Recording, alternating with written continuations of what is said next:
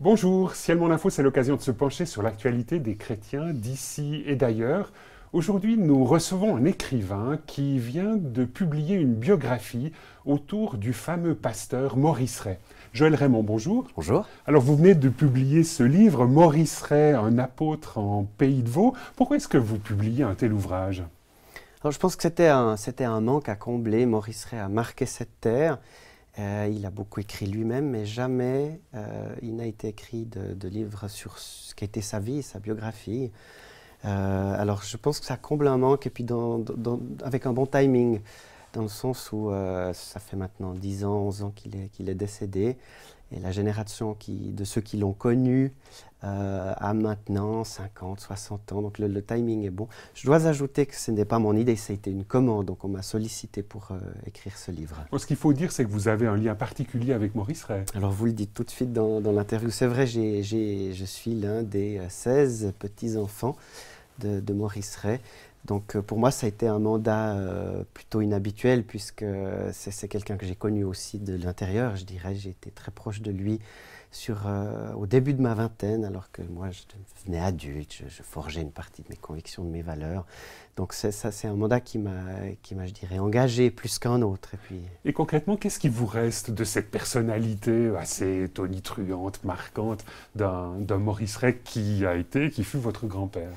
Alors, dans mon cœur, c'est pas l'homme public, c'est l'homme, celui qui a été mon grand-père, est une figure pour moi, il a été un modèle. J'ai aussi étudié de la théologie quelques années, donc on s'est retrouvés sur ce domaine-là, le souci pour l'Église aussi. Puis donc vous avez eu l'occasion d'échanger sur ces questions-là, quelque part de recevoir un peu de main propre son analyse de la situation du christianisme aujourd'hui. Complètement, et j'en suis immensément reconnaissant. Je crois beaucoup au transfert générationnel, et puis il y a une partie de ce qui a été Maurice Rey qui continue à vivre là, puisque, comme je vous disais, à cette époque où j'étudiais la théologie, début de la vingtaine, je forgeais mes valeurs. Une partie s'est forgée en dialogue avec Maurice Rey. Alors, en 2 mots, s'il fallait le présenter, qu'est-ce que vous diriez ? C'est un homme épatant qui part à grand sang. Donc il est originaire du Nord vaudois, originaire du Nord vaudois, facteur, à Grosson, sa maman est sage-femme. Exactement. Et puis son enfance, c'est qu'il a trimé, il a bossé. Il dit que les premières vacances qu'il a prises, c'est à l'âge de 20 ans, ou à peu près avec sa fiancée. Donc vraiment une enfance laborieuse, mais qui était un peu les enfances habituelles de l'époque. Et puis, donc on est là, il est né en 1914, on est là dans les années 20, et petit à petit se forge une certaine vocation, on pourrait dire. Oui, il faut ici rendre hommage à celui qui était son pasteur, le pasteur Eugène Ferrari de Sainte-Croix, qui a vu ce jeune Rey, fils du pasteur du village, et qui était en primaire supérieure de l'époque, donc qui n'était pas du tout destiné à des études, qui se voyait être paysan ou facteur, et puis qui a dit, cet enfant, il est brillant, alors il l'a pris sous son aile, et il lui a fait rattraper en 6 mois les langues anciennes, le latin et le grec, pour qu'il puisse se raccrocher avec ce qui était à l'époque le collège, partir à Lausanne étudier au gymnase. Donc il y a vraiment ici un effort surhumain qui a été fait pour raccrocher un wagon. Et puis pendant toutes ces jeunes années, ça apparaît du reste dans la biographie, c'est un homme qui a nourri un certain complexe d'infériorité. Il était de la campagne, il n'était pas aussi intelligent que les autres, et puis il a toujours dû bosser plus que les autres. Mais c'est aussi ça qui a forgé ce destin. Les gens qui réussissent dans la vie, c'est souvent ceux qui ont dû travailler plus que les autres. Alors il se retrouve au début des années 30, il se retrouve à Lausanne et fait des études de théologie à la faculté de théologie de l'Église nationale, comme on disait à l'époque. Des études de théologie qu'il a allègrement courbées. Alors moi j'ai découvert ça. C'est vrai que c'est assez surprenant. C'était un mauvais étudiant, on peut le dire. C'était un très mauvais étudiant qui a fait le métier d'étudiant, c'est-à-dire rendre juste à temps les travaux. Mais il n'était pas la théologie qu'il étudiait à l'université, elle était pour lui intellectuelle et sèche. Et c'était un homme, il voulait du concret, il voulait de l'humain. Et puis je crois qu'il a enduré ces années-là, et il le dit du reste dans sa biographie, il n'attendait qu'une chose, c'est entrer dans son ministère et sa vocation. Alors en 1939, il se retrouve pasteur à Aigle pour Oui. une année. Il va après aller du côté de Sian. Oui. Sian, c'est du côté de Moudon. Et puis il se Exactement. retrouve à la Vallée de Joux pour ce troisième mi-temps de ministère en paroisse. Ça, c'est un peu la première période Oui. de son engagement pastoral. Oui, à l'époque, c'est pas quelqu'un de connu, c'est un pasteur, on dirait, à la fois standard et inhabituel, puisqu'on a dit d'où il venait. Et puis, ce qu'il faudrait peut-être relever, c'est ce qu'il vit à la Vallée de Joux.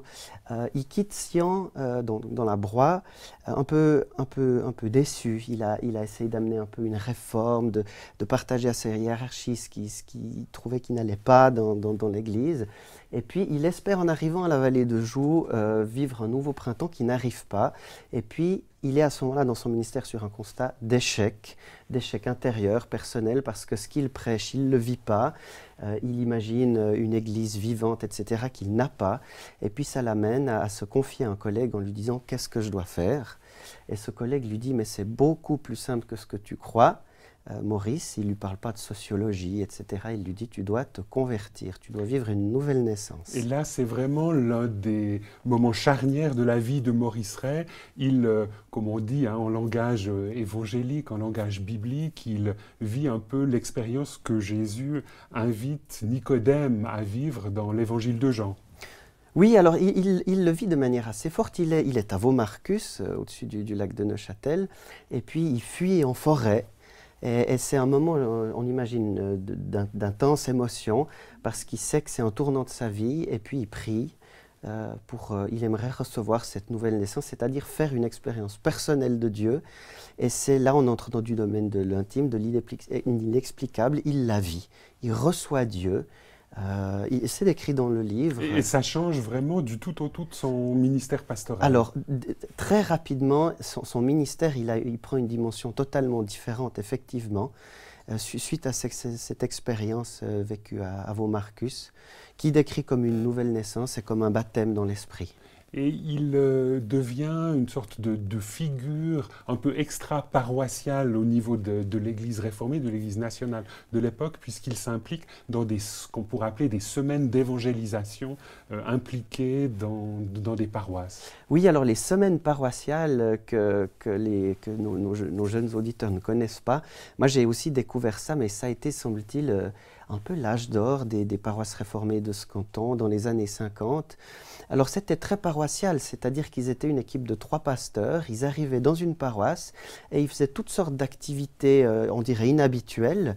Ils ne se retrouvaient pas dans l'église, mais dans la salle paroissiale, à l'hôtel de ville ou autre. Et puis ils avaient une prédication qui était vraiment centrée sur les besoins des gens, sur les familles, sur les enfants, etc. Mais c'était très paroissial. Et puis il y a eu vraiment un labourage qui a été fait de ce pays pendant presque 20 ans, avec donc le pasteur Rouge et puis le pasteur, son nom m'échappe maintenant, mais c'est celui qui était le chef du courant Église et Liturgie. Et puis c'est resté dans le cadre des églises réformées, mais beaucoup des gens qui aujourd'hui, qui ont 70 ans, 80 ans, ont bénéficié à l'époque de ces semaines paroissiales-là et sont toujours membres fidèles des églises réformées aujourd'hui.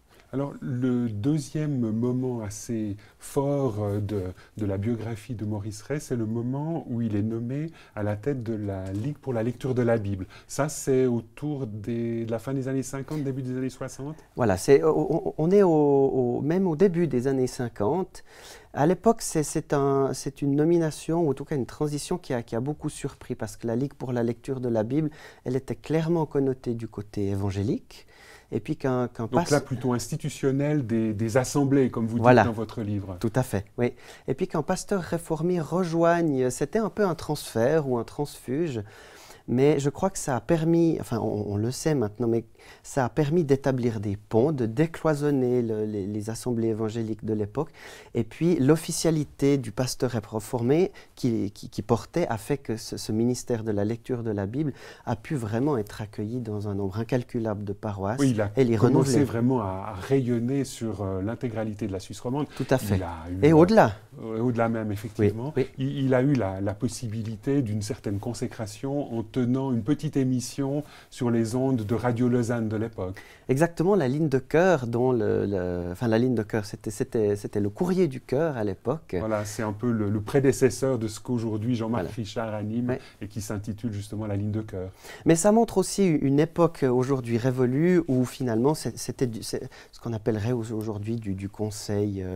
Il y avait une partie de conseil conjugal, mais Oui, c'est c'était de pour l'accompagnement, l'accompagnement. de relations d'aide. Exactement, aussi, mais voilà. à l'époque c'était tenu par un pasteur et puis qui donnait des conseils de bon sens, mais il avait toujours le souci que ça soit un peu assaisonné de l'évangile. Et puis effectivement, cela lui a donné, alors cela a multiplié encore sa notoriété.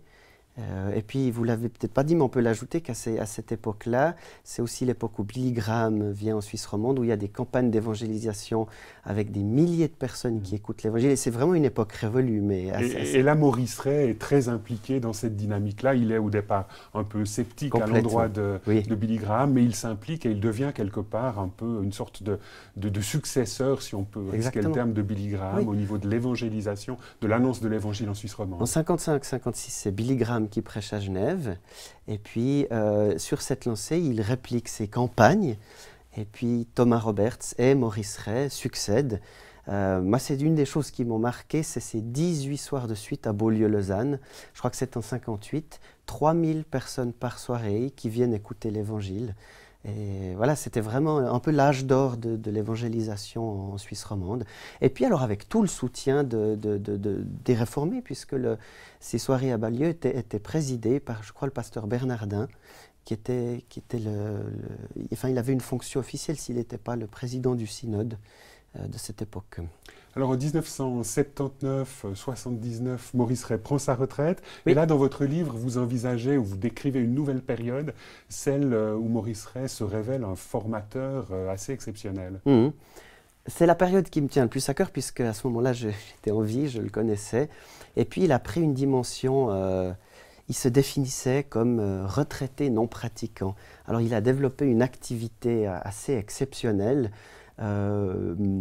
où effectivement il a amené ce qui était de l'ordre de la cure d'âme, de la relation d'aide, c'est-à-dire cet évangile des profondeurs, comme le dit Simone Paco, en Suisse romande, toute la dimension de la libération de la personne, de la théologie pratique. Il a accompagné également l'essor du renouveau charismatique. Voilà, puis il s'est révélé comme un protestant ou un pasteur pratiquant un ministère d'exorciste, oui. Ce qui était... pour le moins peu commun à l'époque et qui reste aujourd'hui quelque chose de peu commun. Alors, l'Église catholique n'a pas de problème avec l'exorcisme, le milieu évangélique non plus. Lui, enfin, c'est une réalité biblique, même si elle échappe en partie à nos catégories psychologiques. Mais c'est un ministère qu'il a reçu et qu'il a exercé, et puis qui a permis de rencontrer quelque chose qui n'est pas toujours caché, mais toute la dimension du secret, de l'astrologie, tout. Ce sont des thèmes qu'il a régulièrement abordés en prédication. Oui. Et on a même des archives. Mais si vous voulez, à l'époque, le protestantisme dont il était issu, plutôt rationnel, n'était pas à l'aise avec toute cette dimension qu'elle appelait le mystère, alors que la Bible est très claire là-dessus. Il s'agit d'un commerce avec des puissances interdites. Et puis alors Maurice Ray, mettant bien les pieds dans le plat, disait non, c'est de l'occultisme, c'est extrêmement dangereux et le Christ est là pour nous en libérer. Et c'est aussi souvent pour ces questions-là où il était plus affûté qu'un certain nombre de personnes, pionniers, qu'il a été demandé à droite et à gauche. C'est là-dessus qu'on sollicitait son ministère, son expertise et son conseil. En rédigeant ce livre, Maurice Ray, un apôtre en Pays de Vaud, qu'est-ce que vous souhaitez transmettre à nos contemporains, Joël Raymond? Mais je pense plutôt aux jeunes. Les anciens l'ont connu, Maurice Ray, quelque part. Voilà, ce qu'il a pu communiquer. Partie du paysage. Mais oui, mais c'est important d'être connecté à son histoire, notamment l'histoire religieuse et spirituelle d'une terre. Et puis, je pense qu'en particulier dans le milieu évangélique, on méconnaît parfois d'où on vient. Alors là, c'est une occasion, au travers de ce livre, de voir que toutes les richesses, on est un temps privilégié, j'entends le nombre de ministères, d'associations qui qui offre des services. Tout ça, ça ne vient pas de nulle part, ça vient de la génération qui nous a précédés, et particulièrement à Maurice Rey, qui a été pionnier dans beaucoup de ces choses dont on bénéficie aujourd'hui. Et puis, si je peux encore ajouter ceci, le dernier chapitre du livre, et pour moi, résonne quand même comme un appel. C'est son testament spirituel qui n'a jamais été publié, et quelque chose de... Et qu'est-ce que vous en retenez concrètement? Qu'est-ce qui est là essentiel à transmettre et à dire aujourd'hui? Alors, il faut lire ce qu'il a écrit. Ce testament spirituel est un texte dur, étonnamment. Il n'est plus tellement pastoral, il est véritablement prophétique. Et sur la fin de sa vie, j'ai discuté de ça avec lui. Maurice Rey s'inquiétait de voir ce milieu des églises, particulièrement évangéliques, qu'il avait servi, qu'il avait participé à façonner, oublier son prochain. Oublier de dire c'est génial d'être avec Dieu, de vivre des expériences en Dieu. Donc se refermer un peu sur son propre cocon. Il y a de ça, il ne l'aurait peut-être pas dit en ces termes, mais c'est bien l'idée, c'est de dire mais il est tellement important quand on a reçu quelque chose de Dieu de le partager avec le plus grand nombre. D'où peut-être le titre que vous avez donné à ce livre, Un apôtre en Pays de Vaud, vraiment dans une perspective à la fois d'évangélisation, mais aussi d'incarnation de l'Évangile dans notre région. On peut le dire comme ça, le Pays de Vaud, parce que ça a été vraiment un homme de cette terre. Il a exercé beaucoup à l'étranger, mais surtout sur cette terre. Et puis, il est très vaudois, Maurice Rey. Et puis, l'apôtre, parce qu'il a exercé un ministère, il a touché à tous les aspects du ministère. C'était beaucoup plus qu'un pasteur. À la fin de sa vie, il était un peu un référent pour la jeune génération des pasteurs. Il jouait peut-être un rôle d'évêque. Alors, on n'a pas d'évêque dans le protestantisme. Et puis, pourtant, c'est un type de figure qui est vraiment utile et important. Alors c'est dans ce sens-là qu'apôtre, c'était pour dire qu'il a été plus qu'un pasteur, un ministère qui a rayonné plus largement que celui du seul pasteur de paroisse. Joël Raymond, merci beaucoup d'avoir accepté notre invitation sur ce plateau Volontiers. de Ciel Mon Info. Je rappelle le titre de votre livre, Maurice Rey, un apôtre en Pays de Vaud, un livre qui est paru aux éditions Jeunesse en Mission. Madame, Monsieur, nous espérons que cette émission vous aura intéressé. Au revoir et à bientôt.